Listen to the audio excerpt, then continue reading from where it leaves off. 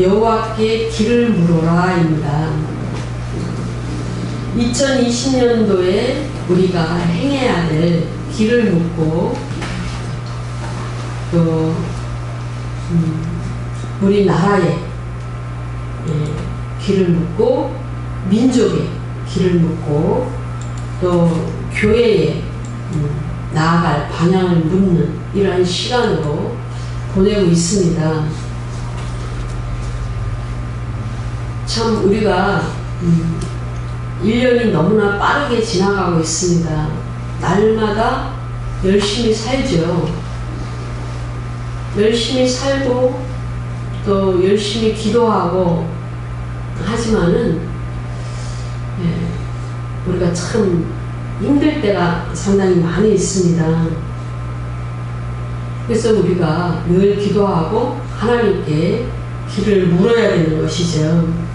오늘 저와 여러분이 이 시편 25편의 말씀을 통하여 우리가 어떻게 2020년을 계획을 세우고 우리가 또 2019년도에 지나온 길을 하나님께 어떻게 회개하고 또 마무리를 잘 할까라는 하나님의 음성을 또 묻고 들어야 되는 그러한 시간을 갖도록 하겠습니다. 여호와께 묻기 위해서는 먼저 무릎을 꿇어야 됩니다. 기도를 해야 되지요. 그리고 하시는 그 음성을 말씀에 비춰봐야 됩니다. 내가 주의 음성을 잘 들었는가? 라고 말씀의 거울에 비춰봐야 되죠. 그리고 내 안에서 들려오는 영적인 음성이나 혼적인 이러한 음성들을 말씀을 통해서 분별해 보고 가려낼 것은 가려내면서 이렇게 우리가 앞으로 나아가야 되는 줄로 믿습니다. 먼저 우리는 이 나라와 민족을 위해서 끊임없이 주님께 길을 묻는 그러한 이 나라의 백성이 되어야 됩니다. 국민이 되어야 됩니다. 참 혼란스러운 그런 시기를 대한민국이 보내고 있습니다. 지소미아 때문에 최근 며칠 참 힘든 그러한 시간을 보내고 있고 또 보수를 대변하는 귀한 분께서는 또 금식을 하시고 단식을 하시면서 또 이렇게 무언가를 바로 세우려고 하고 올바르게 자신의 맡은 일을 잘 감당하려고 애를 씁니다. 사실 지소미아 같은 경우에는 우리나라 입장에서는 그것을 파기할 이유는 없지요. 또 그럴 고난도 사실은 크게 보면 없는 것입니다. 그럼에도 불구하고 그것이 여론화되고 그것을 또 정책적으로나 정치적으로 이용하려는 그러한 세력도 있고 또 여러 많은 변수가 있기 때문에 불안해하는 국민들이 또 기도를 하고 여호와께 길을 묻는 이런 시간들을 보냈습니다. 하나님은 이 민족을 쓰실 목적이 있으십니다. 선교 국가로 지금까지 사용하셨고 앞으로 이스라엘과 대한민국과 미국이 해야 될 일들이 너무나 많이 있습니다. 앞으로 열릴 또 4차 혁명 시대에 AI 그 영역이 많은 부분을 차지하고 있기 때문에 이 부분에 있어서 탁월한 인재들이 있는 이러한 나라들이 서로 공조하여 세계에서 많은 일들을 하여서 인류를 위해서 공헌할 일들이 있습니다. 그 부분에 있어서 또 하나님께 길을 묻고 이 나라가 그 부분에 있어서 많은 일들을 할 것을 또 기도를 해야 됩니다. 그리고 지금까지 역사 가운데 세계 패권을 주장하고 그것을 목표로 했던 많은 나라들이 있습니다. 그럼에도 불구하고 하나님께서 또 그 뜻을 잘 이행하고 하나님의 영광을 올려드릴 수 있는 그 나라를 사용하셔서 하나님은 또 힘을 실어주는 이러한 역사가 펼쳐지고 있습니다.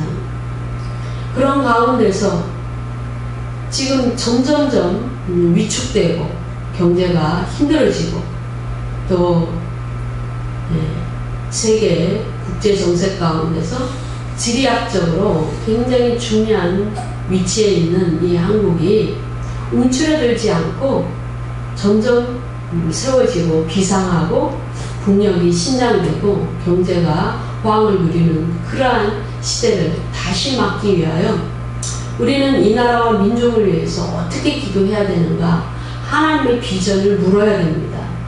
우리가 먼저 비전을 세우는 것이 아니고 하나님께서 이 나라에 복음을 전해 주셔서 이 나라를 선교 국가로 세우신 것이 하나님 뜻이고 목적이고 비전이었습니다. 그렇다면 그 계획이 온전히 완성이 되고 그 목적이 온전히 이루어질 때까지 이 나라는 쓰러지지 않습니다. 하나님께서 그렇게 사용하실 것입니다. 그래서 이제는 그런 큰 그림을 보고 많은 하나님의 사람들이 이미도 이스라엘에 들어가서 그들과 협력하고 그 땅에 대한민국이라는 그 복음의 국가에 대해서 인식을 심어주고 메시아닉 주에 대해서 연계관계를 이렇게 하나님이 열어놓으셨습니다. 이 세상을 하나님이 주관하십니다. 누구를 붙여서라도 하나님은 누구를 세워서라도 당신의 일을 하십니다. 궁극적으로는 이 땅에 천년왕국이 온다라는 사실을 우리는 기억해야 됩니다. 그래서 나라와 민족을 사용하시고 하나님께서 지도자를 세우셔서 그 사람을 사용하십니다. 아무리 사단이 요동치고 악한 자를 이 땅에 심어놓는다 할지라도 하나님은 하나님의 일을 하시는 것을 우리는 믿어야 됩니다.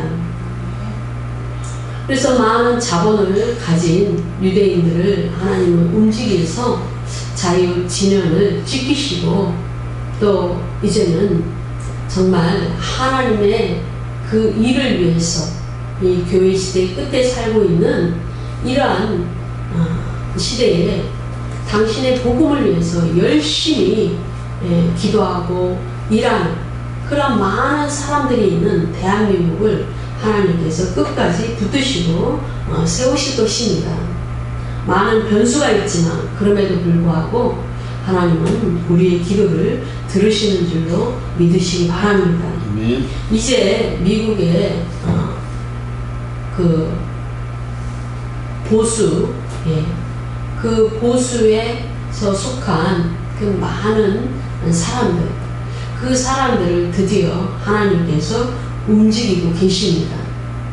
그래서 또 이렇게 단식을 하고 있는 이제 귀한 대표님을 또 방문하기도 하고 또 귀한 하나님의 사람들 그 암암리의 이 커넥션을 주장하셔서 계속 연결해서 하나님 일하고 계시는 것을 기도하는 사람들을 통하여 우리에게 보여주십니다.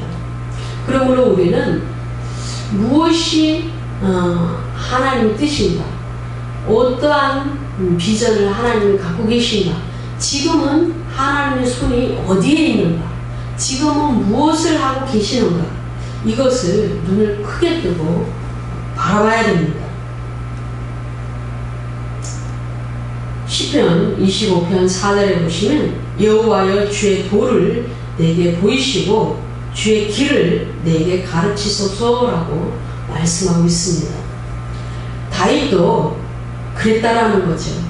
다윗은 늘 다윗의 장막에서 주님께 예배하고 또 정복전쟁을 계속하면서 그들을 그 적국을 다윗의 손에 붙이시겠나이까? 라고 늘 물었습니다.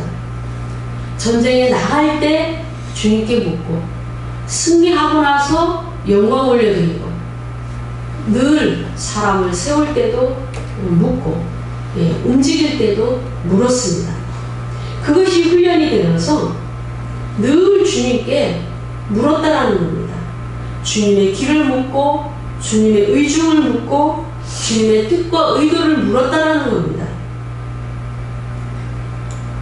이 나라를 버리시지 아니하시고 분명하게 쓰실 겁니다. 이 나라가 양의 국가로 우뚝 세워지고 이 나라에 있는 염소들을 다 제거하는 한 해가 될 것입니다. 그래서 우리는 끊임없이 물어야 됩니다. 하나님이 하시는 일에 대해서 기도를 해야 됩니다. 내 생각과 내 방법, 내 지식을 의지하지 아니하고 주님의 도를 의지하고 주님이 지시하시는 길을 의지하여 우리는 기도를 해야 된다라는 겁니다. 5절에 보시면 주의 진리로 나를 지도하시고 교훈하소서. 주는 내 구원의 하나님이시니 내가 종일 주를 바라나이다. 종일 바라보는 다윗의 그 믿음, 앙망하는 그 믿음, 우리는 본받아야 됩니다.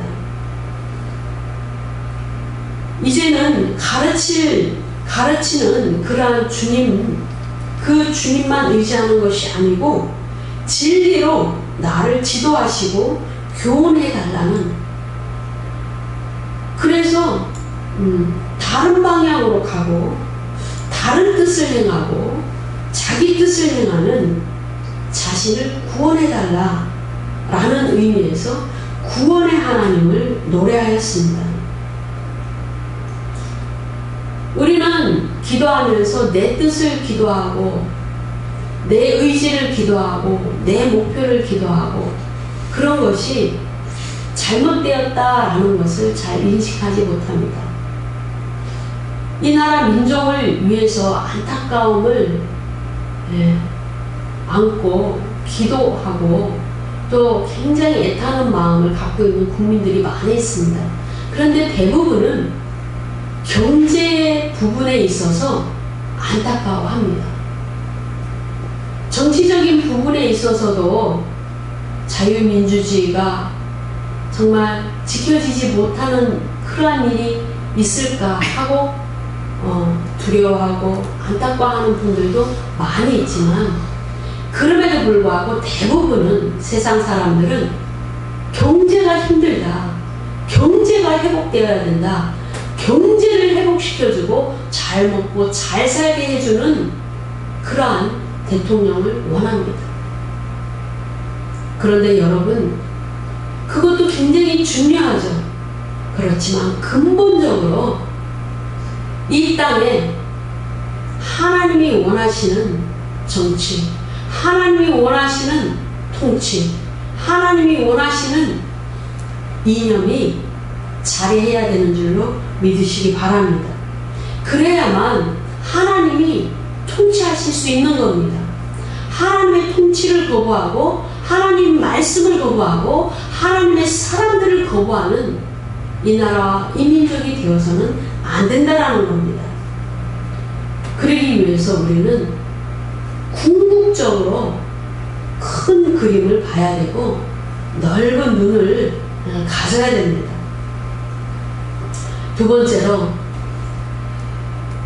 우리는 교회가 가야 되는 방향을 지시받아야 됩니다.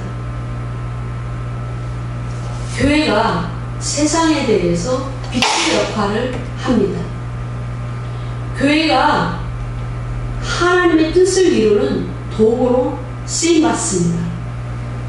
하나님은 교회 시대를 1000년도 아니고 2000년이라는 긴 시간을 허락하시고 그 교회 시대를 통하여 하시려는 일을 하시는 겁니다. 이스라엘 회복시키시고 세계 열방에 당신의 복음을 전하시고 주님의 다시 오심을 예배하시고 많은 영혼들을 구원하시는 이 일을 주님은 하기를 원하셨습니다. 그 일을 위해서 교회를 부르셨고 교회를 세우셨습니다. 교회 시대를 여시기 위하여 몸소 육체를 예비하여 이 땅에 주님이 직접 초림 때 오시기도 했습니다. 그래서 대속제물로 내어주시고 이제는 교회 시대를 열으시고 모든 사람들을 직접 하나님께로 이끌어 올리시는 그러한 길을 여셨습니다. 의의 길을 여셨습니다. 의의 사역을 하셨습니다. 그 구원 사역을 하셨습니다. 하나님의 성품은 긍휼과 인자가 많으시고 또 정직하시고 선하시고 공의로우시고 정의로우십니다. 다윗은 주님의 은혜를 구할 때 주님의 성품을 의지하여 주님의 은혜를 구했습니다.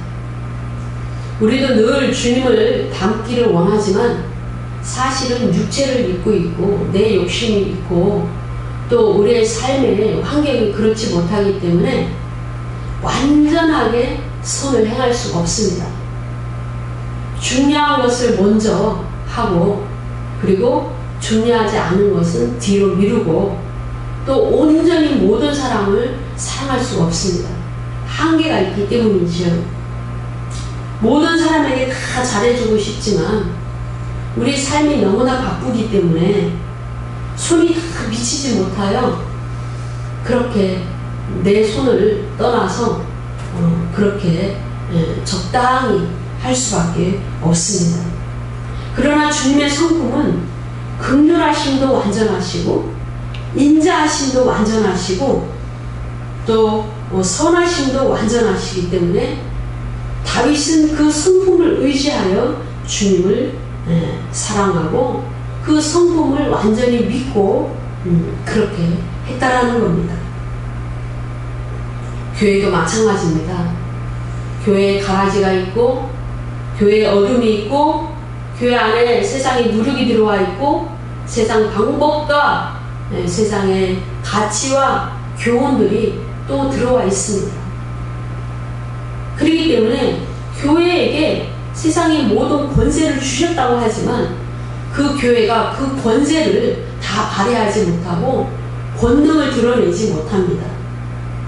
교회가 길을 물어야 됩니다.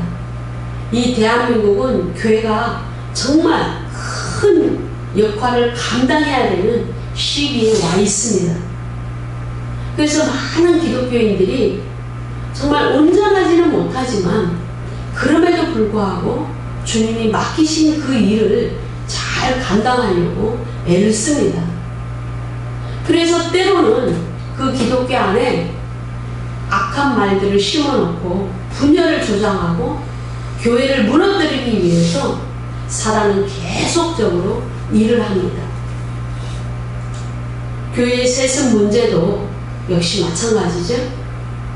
때로는 그 세습이 부당한 그런 교회도 있지만 사실은 교회 자체적으로 모든 교인들이 선거를 통하여 한 마음으로 그 다음 세대를 키웠고 또 원래 계시던 그 원로 목사님의 뜻과 의도와 그 모든 비전을 교회의 비전을 잘 이끌어갈 수 있는 사람이라면 모든 교인들의 결정이 그렇게 이루어졌다면 교회에게는 그렇게 할 자유가 있습니다. 이런 것을 무시하고 교회의 분열을 조장하는 그러한 세력들은 이것을 이슈화시키고 교회를 무너뜨리는 수단으로 방편으로 문제와 여론화 시켜서 교회에 어둠을 가져오고 교회를 파멸로 이끕니다. 그러므로 교회는 깨어 있어야 됩니다. 주님께 길을 물어야 됩니다. 주님의 성품이라면, 주님이시라면, 예수님이시라면 이 문제를 어떻게 해결할까? 예수님의 뜻을 물어야 되는 것입니다. 주님의 의는 완전합니다. 주의 길을 예비하는 침례 요한까지도 의의 길을 예비하여 의의 길을 제시하였다라고 그렇게 우리에게 말씀하십니다. 그러므로 우리는 교회가 무슨 일을 해야 되는지, 교회가 어떻게 세워져야 되는지, 교회가 어떻게 주님의 영광을 드러내야 되는지, 교회가 어떻게 사명을 감당해야 되는지, 교회가 어떻게 사랑을 실천해야 되는지를 물어야 됩니다. 그리고 세 번째로 우리의 길을 물어야 됩니다. 성도의 길을 물어야 됩니다. 성도의 길은 가장 먼저 회개의 길입니다. 회개에서부터 그 길이 열리는 줄로 믿으시기 바랍니다. 회개하여 의롭고 거룩하고 온전하지 않으면 아무것도 시작되지 않습니다. 그 기초는 회개입니다. 그 기초는 회개입니다. 그 회개를 통하여 사명의 길로 나아가는 겁니다. 다윗도 자신이 늘 다윗의 장막에서 주님의 임재 가운데서 예배하고 경배했습니다. 주님의 임재가 없으면 자신의 인간적인 경배요, 굉장히 그 영적 수준이 떨어지는 그러한 주님 앞에 나아가는 모습입니다. 그런데 시편의 많은 본문들을 보면은 다윗은 주님의 그 임재 가운데 머물렀다라고 얘기합니다. 그래서 그 다윗의 장막은 지성소의 역할을 했습니다. 아침 저녁으로 소제를 드렸고 늘 번제를 그 자신이 번제물이 되어서 그렇게 주님 앞에 나아갔습니다. 날마다 그 임재 가운데 다윗은 죽었습니다. 그렇지 않으면 그 지성소에서는 정말 번제를 드릴 수 없기 때문에 많은 다른 성소에서 예루살렘 가까운 그 성소에서 1000번제를 드린 다윗의 모습이 나타납니다. 자신의 그 죄악이 너무나 크다, 무겁고 크다 라고 다윗은 고백했습니다. 놀랍게도 다윗은 내가 주님을 이렇게 예배하지 아니하였나이까, 내가 이렇게 주님을 정말 열망하지 아니하였나이까 이렇게 고백하지 않았습니다. 내 죄가 이렇게 큰데 주님 내 죄를 용서하여 주시는데 주의 이름을 위하여 나의 죄를 사하여 주시옵소서라고 11절에서 그렇게 말씀하고 있습니다.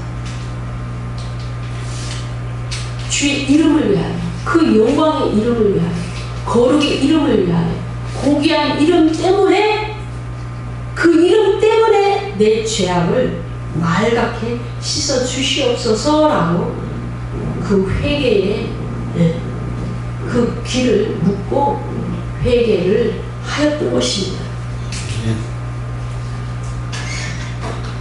다윗은 놀랍게도 정말 이 12절의 말씀을 통하여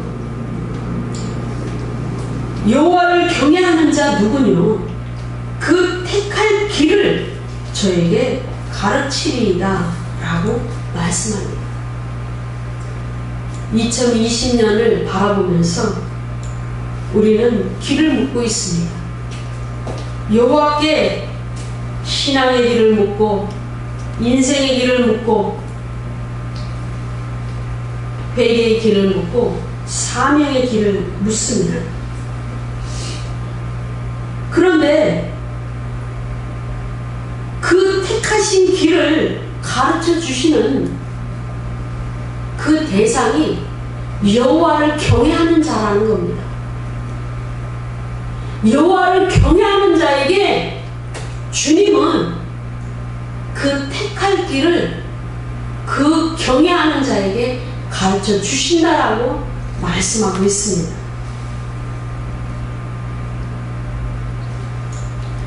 그렇다면 우리가 여호와를 경외해야겠지. 온전히 여호와를 경외해야 됩니다. 내 자신이 없어야 됩니다. 내 자신이 없어야 됩니다. 내 자신의 모든 것은 내려져야 됩니다. 내 죄악도 내려져야 되고 내 의도 내려져야 되고 내 생각과 내 고집도 내려져야 되고 내 감정의 그 쓴뿌리 이런 것도 다 내려져야 됩니다. 해야 될 일이 많으면 머리가 복잡하죠. 이 마음이 늘 복잡합니다. 다윗도 그렇게 고백했습니다. 16편의 16절의 말씀을 보시면 이렇게 고백했습니다.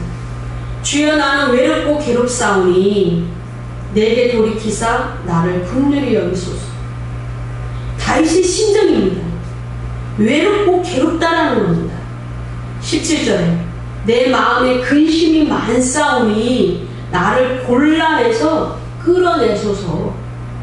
다윗의 마음은 늘 근심이 많았다라는 겁니다. 왕이기 때문에 얼마나 해결해야 될 정책적으로 얼마나 근심이 많았습니까? 18절에 보시면 나의 공고와 환난을 보시고 고민도 많았고 고통도 많았고 환난도 많았다라고 다윗은 고백합니다. 19절에 보시면 내 원수를 보소서. 왕이기 때문에 늘 전쟁에 있기 때문에 적국의 이웃 나라의 그 공격과 여러가지 외교의 실과 득을 따지는 그러한 이해관계 속에서 늘 원수는 나타납니다. 우리의 신념과 같습니다. 우리는 늘 외롭죠. 늘 고통 가운데 있습니다. 마음은 여러가지 해결해야 될 문제와 인생의 문제 때문에 근심이 많이 있습니다. 병으로 질고가 있고 환난이 있습니다. 내 주변에는 나를 힘들게 하는 원수들이 있고 참 가시와 같은 존재들이 많이 있습니다. 어쩌면 이렇게 다윗의 심령과 동일합니까? 그런데 다윗은 그런 것을 통해서 죄를 짓지 않았다라는 겁니다. 자기 자신을 높이고 자기 자신을 드러내고 자기 의가 먼저인 그러한 육적인 신앙인이 아니었다라는 겁니다. 우리가 욥기서를 보면은 욥의 기도 가운데 내가라는 말이 너무나 많이 자주 등장하는 것을 볼 수가 있습니다. 그래서 그 의가 내려지지 못합니다. 결국은 욥은 자신의 환난을 통해서 귀로만 듣던 여호와를 이제는 눈으로 보게 되고 신앙이 깊어지고 여호와를 그 능력을 맛보아 알게 되고 창조주 하나님의 원대하고 위대하심을 알게 되었습니다. 드디어 의가 내려졌습니다. 욥도 물론 그 의로 말미암아 죄를 짓거나 하나님을 거부하거나 그 말로 원망의 죄를 짓지는 않았습니다. 그럼에도 불구하고 하나님을 다 완벽하게 알지 못하고 자신에게 왜 그 일이 있는지, 왜 환난이 있는지, 왜 고통이 있는지 알지를 못했다라는 겁니다. 길을 물어야 됩니다. 나에게 왜 이런 어려움이 있지? 우리에게 왜 이런 일들이 일어났지? 라고 길을 묻는 그러한 한 해가 되어야 될 줄로 믿으시기 바랍니다. 아멘. 우리가 창세기 4장을 한번 보도록 합니다. 우리는 내 생각의 감정에 내 지식에 갇혀서 내가 먼저입니다. 항상. 그래서 남들이 보기에는 뭐가 잘못됐다고 평가를 하는데 자기 자신은 자신이 잘못된 것을 알지 못합니다. 가인이라는 인물이 나타납니다. 아담과 하와 안에서 아담과 하와 사이에서 가인이 태어났습니다. 그리고 동생 아벨도 있었죠. 그런데 이 가인은 그 동생 아벨을 죽였습니다. 쳐 죽였다 하라면서 아주 좀 원색적인 표현이 나타나죠. 그런데요, 가인이 왜 동생 아벨을 죽였냐면요, 하나님께서는 그 아벨의 예배는 받으시고 또 제물도 받으셨는데 자신의 예배와 그 제물을 받지 않으셨기 때문에 원망과 시기심이 들어왔습니다. 원망과 시기심이 들어옴으로 말미암아 이 자기 자신을 주체할 수 없는 길로 빠져들므로 말미암아 그 아우인 아벨을 쳐 죽였다라는 거지. 이 죄악은 계속적으로 내려가게 되는데요. 우리가 대부분 부모를 보면은 자녀를 알게 됩니다. 자녀의 모든 수준은 부모로부터 시작이 됩니다. 제가 거의 강의를 20년 가까이 했습니다. 그런데요, 그 자녀를 보면은 그 부모의 성향을 알 수 있습니다. 그 집안의 수준도 알 수 있고, 모든 것이 드러납니다. 그것은 그냥 내려가는 것이죠. 창세기 4장에 보시면 가인이 하나님께 이제 그 살인을 통하여 하나님의 품을 떠납니다. 에덴의 동쪽으로 쫓겨나는 모습을 보여줍니다. 창세기 4장 16절에 보시면 가인이 여호와 앞을 떠나 나가 에덴 동편 놋 땅에 거하였다라고 기록하고 있습니다. 그러니까 결국은 에덴이라는 곳은 하나님께서 이 땅에 하나님 앞에서 살도록 한 특구죠. 특정한 구역입니다. 그런데 이제 그 하나님 앞에서 살지 못하고 에덴의 동편 땅인 놋 땅에 살도록 그렇게 되었다라는 겁니다. 근데 그곳에서 이제 하나님께서 돌봄이 없으면 많은 원수들이 그를 해칠 그런 위험에 처하게 됩니다. 그래서 가인에게 표를 하나님은 주셨는데 그 표로 말미암아 죽음을 면케하는 이런 은혜를 베푸셨습니다. 가인을 죽이는 자는 벌을 7배나 받으리라 라고 말씀하면서 그 표를 주시면서 혹여나 남들이 이 가인을 심판하고 해칠까 하는 그런 위험으로부터 하나님은 보호해 주셨습니다. 그럼에도 불구하고 그 죄성은 지워지지 않습니다. 하나님은 선하신 분이기 때문에 하나님을 사랑하는 자는 선한 성품이 나와야 됩니다. 하나님을 예배하는 자는 예배하는 예배의 태도가 드러나야 됩니다. 그래야만 아, 네가 나를 경외하는구나, 네가 나를 사랑하는구나 라는 표식이 되는 겁니다. 창세기 4장 17절 이후 본문에 보시면 이제 그 라멕이라는 이제 인물이 등장합니다. 그런데요, 이 가인을 통하여 이제 그 후손이 나왔는데 그 후손 중에 한 사람이 라멕입니다.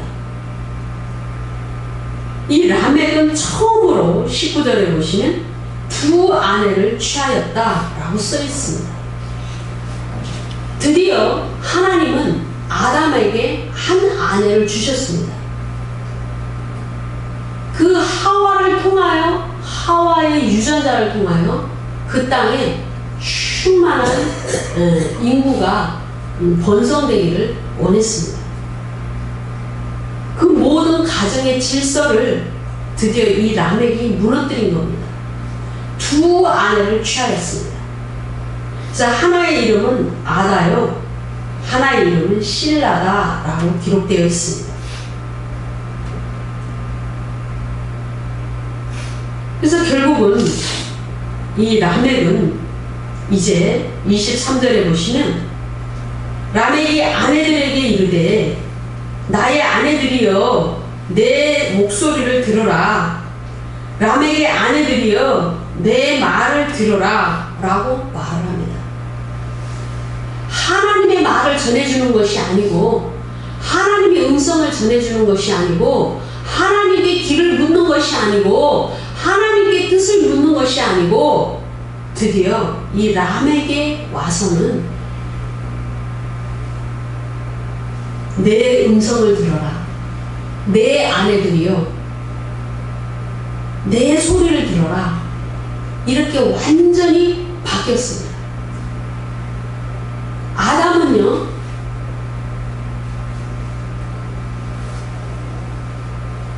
정말 범하지 말아야 될 그 생명나무의 실과를 범하고 변명을 합니다.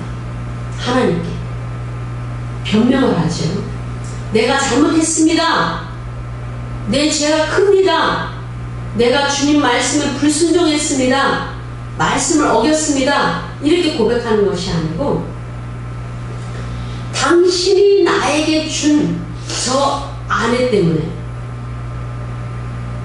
다시 말해서 하나님이 내게 주신 저 여자 때문에 내가 죄를 짓게 되었다라고 변명합니다.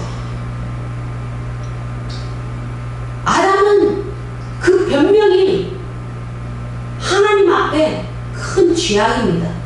그런데도 불구하고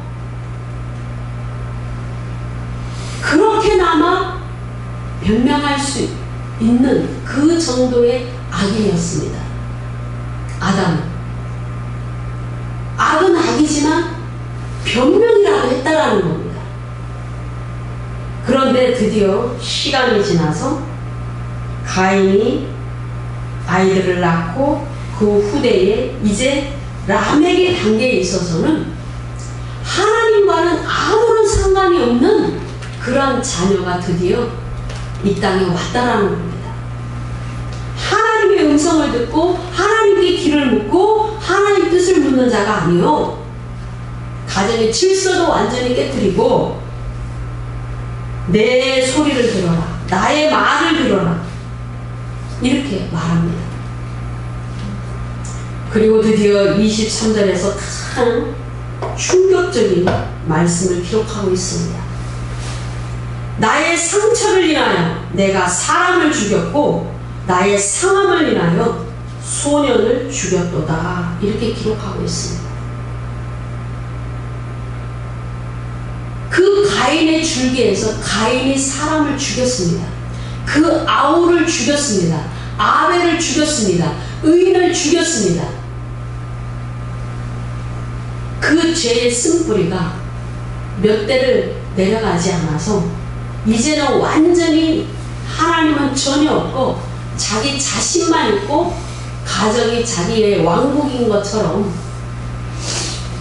가정을 통하여 하나님이 이 땅을 정복하시려는 의도와 방법이 있고 하나님 뜻이 있는데 그런 것과는 전혀 상관이 없고 이제는 자신의 방법대로 자신의 감정대로 자신이 왕이기 때문에 자신의 마음의 상처의 감정을 건드리거나 자기 마음에 상처를 주거나 자기 마음에 들지 않으면 죽여버린다는 겁니다. 그런데도 24절의 말씀을 보면은 가인을 위하여는 벌이 700일치인데 들었다는 거죠. 왜? 전에 들었다라는 겁니다. 하나님께서 이 가인을 에덴 동편 놋 땅으로 쫓아내시면서 표를 주시면서 가인에게 가인을 죽이는 자는 벌을 7배나 받으리라. 결국은 하나님이 이 말씀을 통해서 우리에게 뭘 가르쳐 주십니까? 인류 최초의 살인자 가인에게 은혜를 베푸셨다는 겁니다. 그 누구도 그를 심판하지 못하도록 오직 심판자는 주님이시라는 것을 표징을 주셨다는 겁니다. 나만이 가인을 심판할 수 있고 나만이 가인의 죄를 가볍게 할 수 있고 나만이 가인의 생명을 주장하는 하나님이다 라는 모든 그 내용을 가르쳐 주셨다는 겁니다. 들어서 알고 있습니다. 가인이 오래 살았기 때문에. 우리는 주변의 사람들에게 내 자신이 심판하려고 합니다. 내 감정 건드리고 기분 나쁘게 하면 내가 바로 말로 심판하고 정말 내가 심판자가 됩니다. 라멕은 자신의 마음의 상처로 인하여 내가 사람을 죽였고 나의 마음의 상함을 인하여 소년을 죽였다. 이제는 라멕을 위하여는 벌이 77배에 이르로다 라는 겁니다. 이게 뭡니까? 우리는 이 본문을 정확하게 이해하지 못하면 이 말씀이 짧으면 이게 뭡니까? 자기 자신이 77배를 받는다는 건가? 이렇게 오해할 수 있습니다. 아닙니다. 그 말이 아닙니다. 이거는 이 라멕이 엄청난 교만을 갖고 있다는 겁니다. 하나님보다 더 위에 있었던 존재라는 것을 우리는 알 수가 있습니다.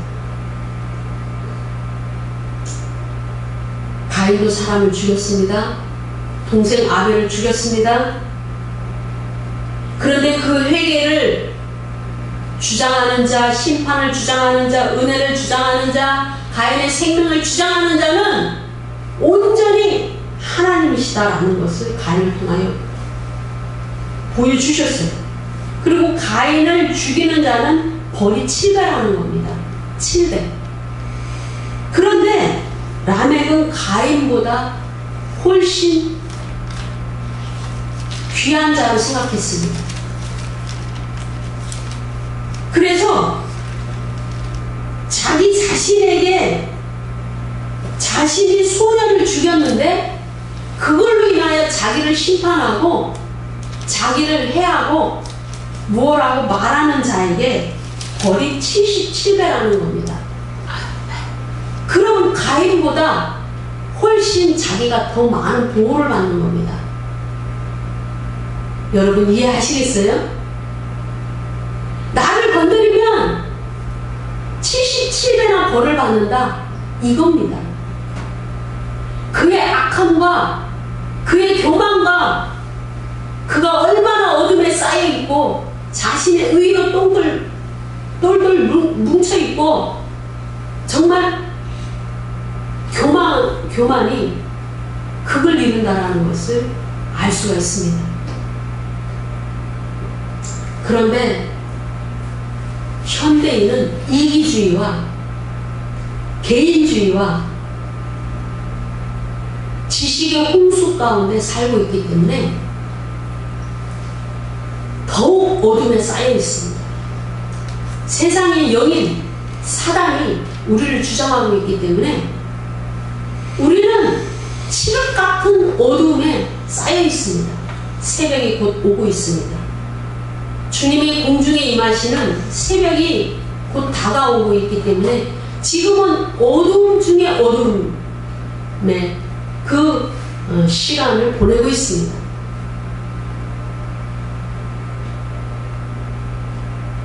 우리는 흔히들 입으로 이러지 않습니까?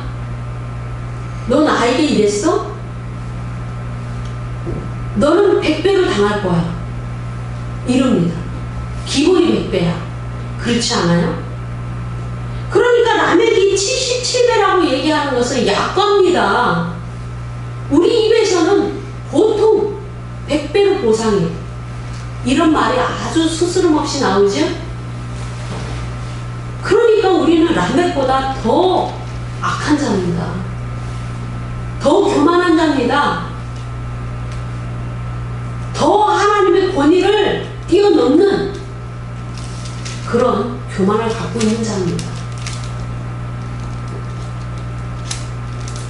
그렇기 때문에 하나님은 이 가인의 줄기를 사용하실 수 없는 거죠. 그래서 드디어 뭡니까? 하나님은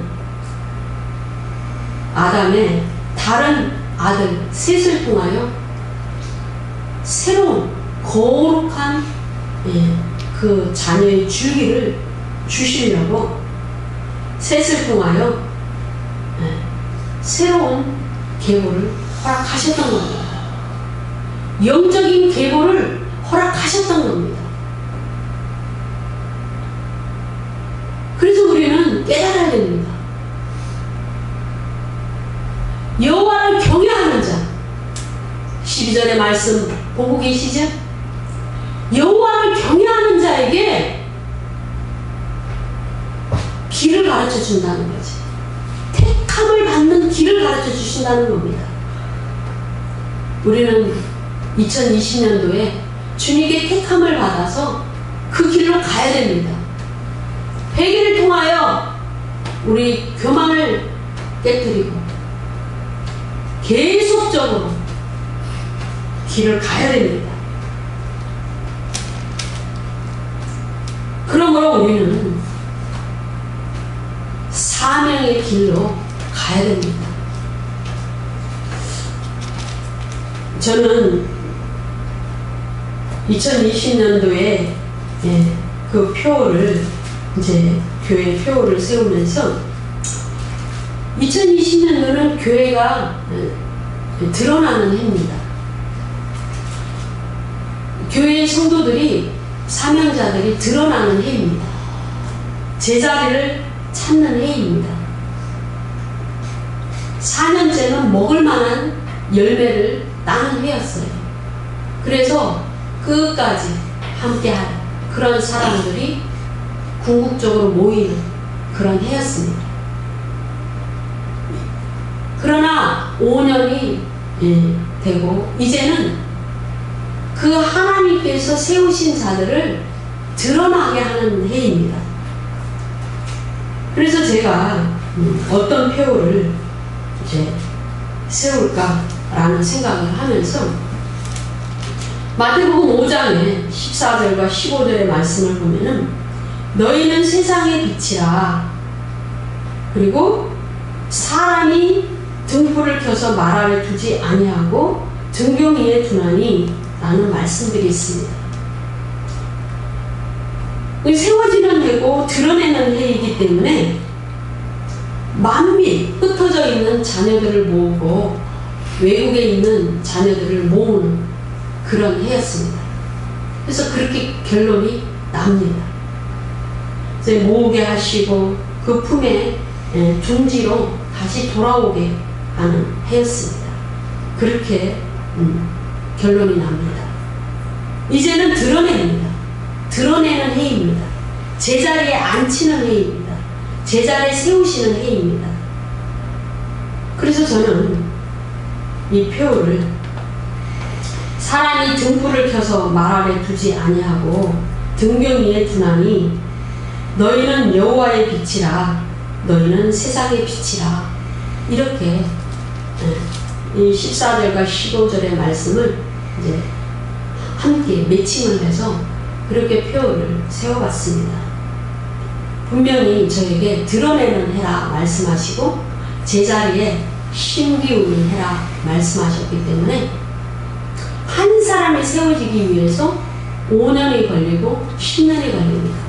하물며 교회가 5년을 준비하여 새로운 주인을 세우기까지 또 시간이 걸리고 새로운 사명자, 메인 사명자를 새롭게 세우셔서 그 체제를 가도록 하기 위해서 시간이 걸린 겁니다.